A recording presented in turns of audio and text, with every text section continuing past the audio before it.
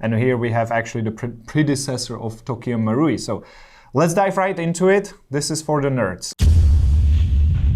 What's up, guys? I'm here with Yan, our head of development and engineering. And today we will be talking about a very special pistol, which is this WA, that's before Marui, in full CNC brass. This is rare, right? Yes, it is very rare. I'm pretty sure here in Europe we have half a dozen. Half a dozen in the whole Europe. How much is it? Let's just get away with the price because... I mean, I know it looks like a piece of junk right now. Which it kind of does, to be fair, because it's super old, right? It is old and it's not been taken good care. But this puppy here is 850 euros. 850 euros. Maybe, if you can even get it, right? If you can get it, yeah. Where does this come from? So this came straight from Japan. It's only sold there. And that's the only way you can get it is by visiting Japanese second-hand market. And you find a way to make someone actually agree to sell it to you. You are probably not buying this for playing. It's a collector's piece. So it's not yours, it's from your friend, right? Yeah. Who's collector. Yeah. And we got the opportunity to check it out. And it's a very interesting system. I'm gonna let you do most of the talking because you know way more about the history and everything. So please walk us through everything. And if we need to, we have a comparison. This is the today's standard, SSP1, the normal system. And here we have actually the predecessor of Tokyo Marui. So let's dive right into it. This is for the nerds.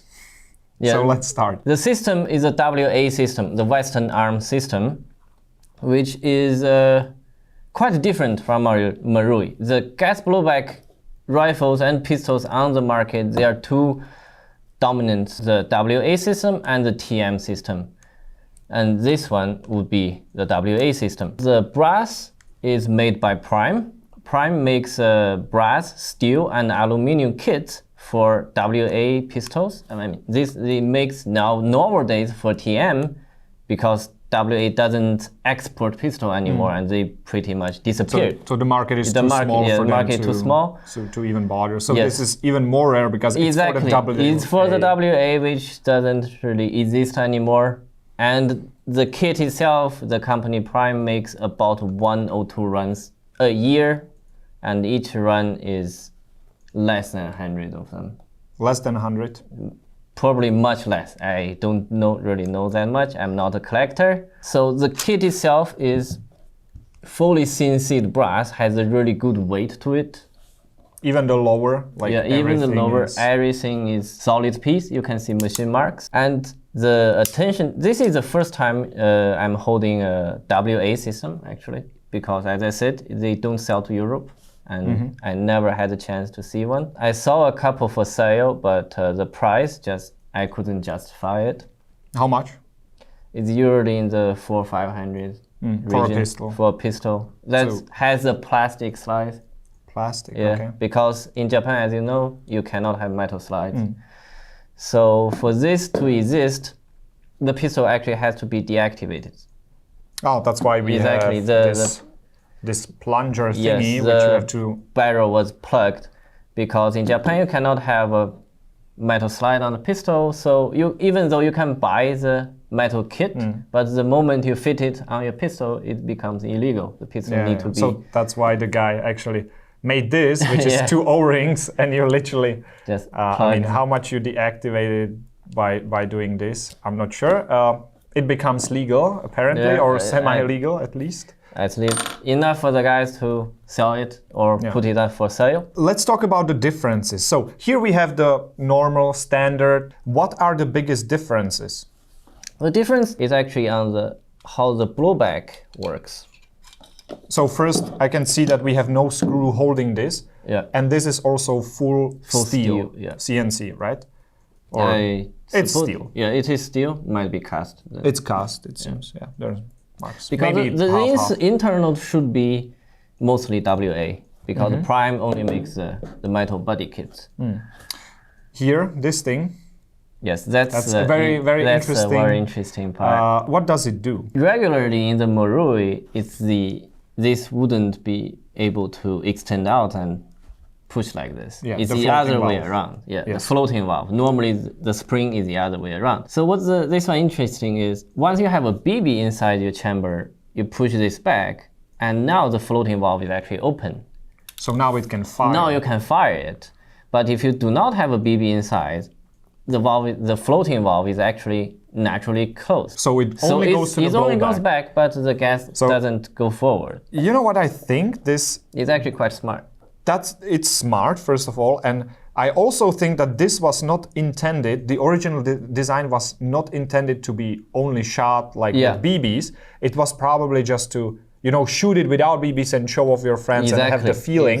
That's why it actually saves. And this actually would make the deactivated gun still have the gas blowback function, since no gas is going forward. Yes. So you wouldn't shoot or try to shoot the plunger out. Yes. This prevents it from putting gas into the barrel if you don't have a BB there. So it basically just makes it cycle without propelling anything forward. First of all, there is nothing, but you are also not losing gas because this plunger just closes it completely. Exactly. So that's pretty interesting. What else do we have except this thing? This unit also basically completes everything. It has a nozzle guide, which normally you only have on gas blowback rifles on the bolt carriers. So this one is actually the nozzle guide, preventing the nozzle from going out. Instead, on the Marui system, you have the nozzle stopper casted into the slide, same as SSP1. You also have the nozzle return spring already built into it. And you have 3 Yes, you have guides, 3 nozzle guides, so it's actually very smooth. And normally we have how many? Normally you have 2-ish. It's not really nozzle guide, it's just nozzle heads. Yeah, it's like on the bottom. Yeah, on the bottom, on the side. So they didn't really cut any corners in this one, huh? This one here, no. It's almost feel like it's too complex for what it is. But it doesn't stop here. Even the barrel system, you can really see the detail is everywhere. Let's take it apart a bit more. Yes. So this, since Japanese, they appreciate realism, it actually has a dropping barrel. So the barrel would drop down when it recoils, but it drops down in a different fashion as the TM system. Can I still show something? This is something I really like because when you have the spring and everything inside, it actually protrudes a little bit out, so you can push here and kind of grab it with the fingers. Normally, you would have to kind of like try to get your nails in there. I think SSP1 even cut here a small plane where you just have a tiny bit of but like this, edge. This attention to detail with such a simple thing as just leaving a piece of material here to make it easier to disassemble, I can really appreciate that. If you need to, adjust the hop-up or something, this makes it way easier. Anyways, let's move on with different stuff. And now we can see a big difference. In the SSP1 or the Marui system, you would see right now you just have a very weird shape cut on one side of the outer barrel. And that one is actually what caused the barrel to go down and up. So maybe I can take it apart. Yes, and it's easier for side to side. Of course, all these modifications here, or the original design, it makes it way more expensive because it's just not... If you count the number of parts, this one is just probably twice the amount of parts than the Marui system. So there you go for comparison. So right here, we just have this weird plate. So this is what causes the barrel to go up and down.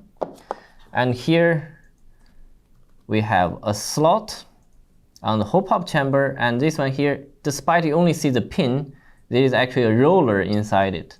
So to see how smooth this thing is, so it's basically a bearing inside. It's a bearing inside. Like not ball bearing, but like a roller to make it smoother. So the attention to detail on this one, exceptional, I would say. They didn't cut any corners. The price, of course, it's another question. It's not meant for mass production or mass use in a game. It's more like a fancy, shiny, show-off thing. If on a skirmish perspective, this slide is so heavy, right? People are trying to get lighter slides for faster cycles, better gas efficiency, but this is the opposite. This is even heavier. Yes, it's much heavier. Yeah. And we have the full slide here. If you are after efficiency, for this one we have the cutout slide as well. And that's with the blowback housing. I have the blowback housing. It's still lighter. And if you plus that with the steel blowback housing, there is a big difference, yes. And remember, this is 1911. You have a tiny magazine for gas. Yeah, true. Here we have the high kappa, which is way wider, so I would totally not be able to put this inside. Of course, in this one you have way less gas than this one. I would be surprised if it can finish one magazine of green gas with BBs. This is also a steel outer barrel. You can see the fake rifling made to the barrel. And instead of having the barrel with a recess cut there, they actually have a brass sleeve for the inner barrel. Also, since we have this degree of realism, of course we have nice rifling inside, but no thread, so no way to attach anything to the front of the barrel. Depends what you prefer. So we have the upper or the slide part covered. We have, of course, the nice marking, like the very deep markings. Customs, just like the real deal. I mean, it is probably the one-to-one real deal. Yes. Exactly. Metal slides, unfortunately, front side is gone. Yeah. Who knows where it is? It looks really, really nice. The cuts are very sharp. Yeah. It's clean. Yeah. Actually, even after this time, when I touch it, they are pretty sharp. What about this thing? What is special about the lower? The lower is also very different from the Marui. As you can see, you can't really see the striker. This is one solid piece in here. You do have the same kind of sears, and they do about the same. Like here. But you also have some attention to detail here. So regularly, this pin here is controlled by the leaf spring. This one here have its own spring inside it, so it's independent of the leaf spring, increasing the reliability of it. It's and complexity as that as well. This you have this very weird hammer striker thing, this tiny hook right here. The magazine, of course, is not Marui compatible. Trigger system is very smooth. Some safety is made out of steel. It has a very interesting mag well extension. Looks like aftermarket, right? Or it didn't come. It probably like come with the kit. I would imagine. All these parts are steel. Regularly, the cheaper ones on the market. This part here is plastic, but this one here is all steel. I believe the original steel safeties are lost. Yes, I would expect this to be a WA copy, but this is made of zinc, just here to hold the safety here. The hammer is made of steel as well. So inside is all quality parts. I am curious about the trigger, so I'm just gonna try to compare a little bit.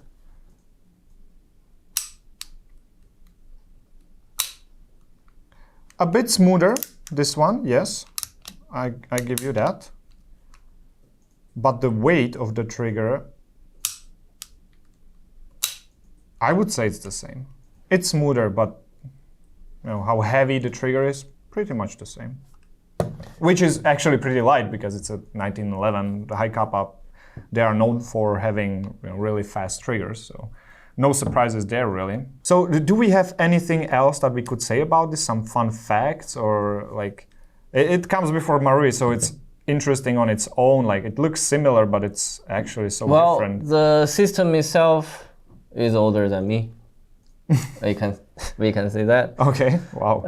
But I don't mean you are that old. Yeah, but, I mean I look old, right? They actually have made 4 versions of this. Most of them have fixed hop-up, but we are very lucky to have here the SCW/2, which has adjustable hop-up. Oh, in the weird position, like yes, Allen key it's inside. Allen key inside. But apart from that, it's actually a very Oh, TDC-like. TDC-like even. And it has a custom screw that it has key. You have a ball detent to give the click feeling on when you adjust it. And that screw is going to push on a ball bearing. And the ball bearing is going to push on an angled plate. Oh, that already sounds complicated. Yes. Like compared to a normal one, you turn a wheel and it just adjusts.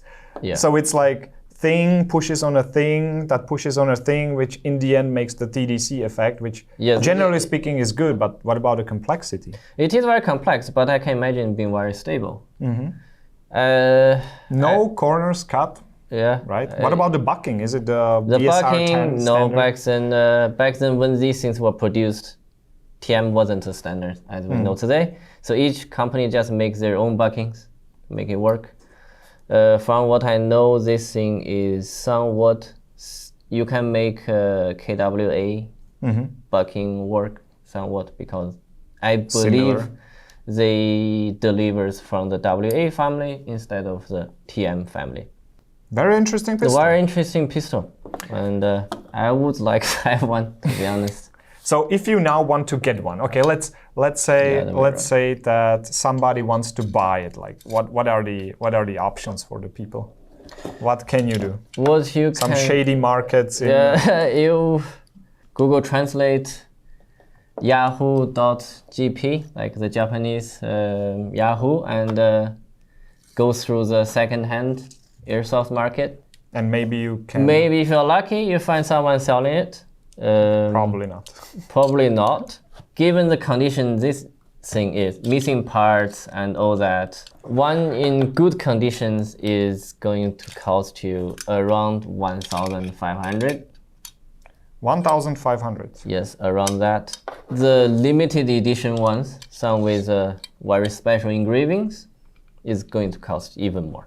Sky is the limit, as the people I talk to say.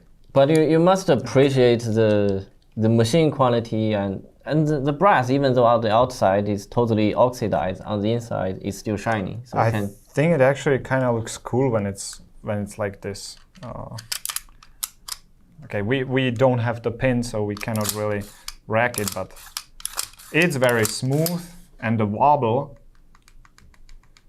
tiny. You need to have some tolerance to make it work, but this is pretty good. Even the engraving here, like... It's a deep engraving. You can see it's made into the metal, not the light laser engraving sometimes you see and disappears with time. This one here, you can still see everything. Even if you polish it, I believe the engraving would be there. Okay, yeah, well, there we have it. That's the super rare WA with a pistol. Prime brass kit. Prime brass kit. Yeah. Well, they say it's kit, but I mean, you get the upper, lower, like the slide, the lower. I mean, what is left from the original pistol? Just the internals, right? Yeah, So you basically buy a pistol, and then you have a kit that is actually a pistol. You put it in there. Yes. Technically. Okay. Yeah. There we have it. That's the super rare WA system pistol 1911 Springfield Armory. Let's get it to the owner, to the collector, who can now enjoy looking at it and restoring, because few parts are missing. Okay, thanks for watching, guys. See you in the next one.